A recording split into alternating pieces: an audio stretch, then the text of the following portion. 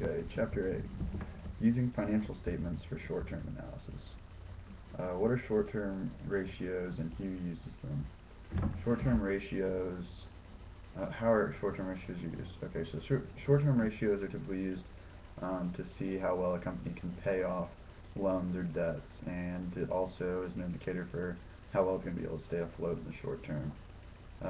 Bankers will use these, managers can use these. It helps people determine what kind of risk a company is in. How do you calculate a current and quick ratio, and what is typically a sufficient ratio for each? Current ratio is calculated by putting your short-term assets over your short-term liabilities.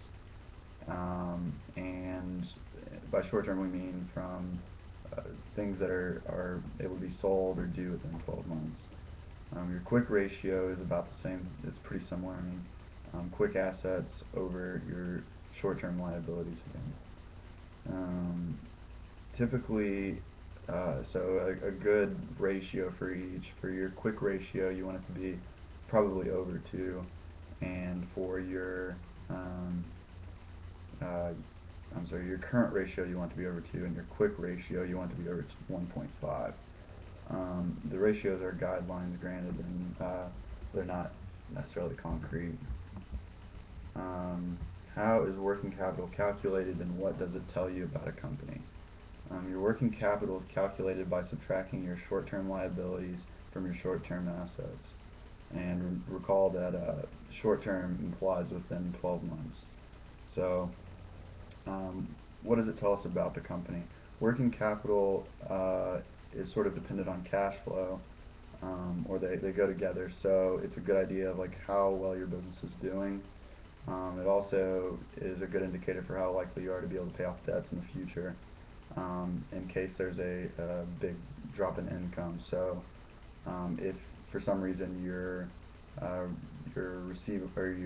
not selling as much as you used to, and you don't have as much cash coming in, you have these cash reserve, or this is sort of like a cash reserve, cash on hand, to help you pay for it, sort of a safety net. What is the composition of assets, and is it typically beneficial or detrimental to a business?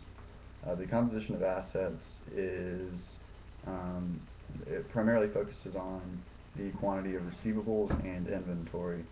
And typically when we think about this, it's helpful just to look at inventory, because if your composition of assets becomes too large, or your inventory becomes too large, it means that you're having a problem with moving some of these goods, and you may be buying too many. And if you're selling, or if you don't have enough, then it means that you're probably not buying enough goods, and you're having to constantly restock. So this kind of leads into the next question: what is a turnover ratio equation, and is a high or low turnover good or bad?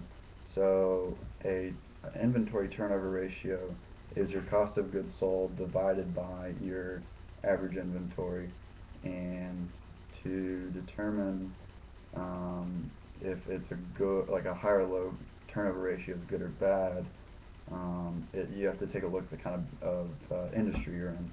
So if you're dealing with a lot of perishable goods, high turnover rate is probably good, because you want to be moving the produce or perishable good, whatever it is, pretty quickly so it doesn't rot.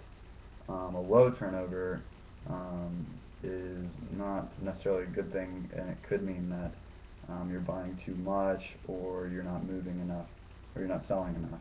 So yeah, next question.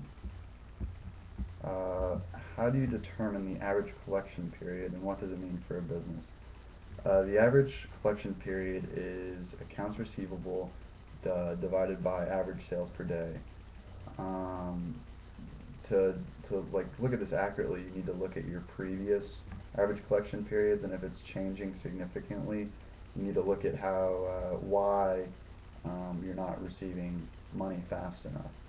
So if the average collection period significantly going up, you may be selling to people who you don't want to be selling to, who can't necessarily pay for the goods or services you're selling in a good enough period of time.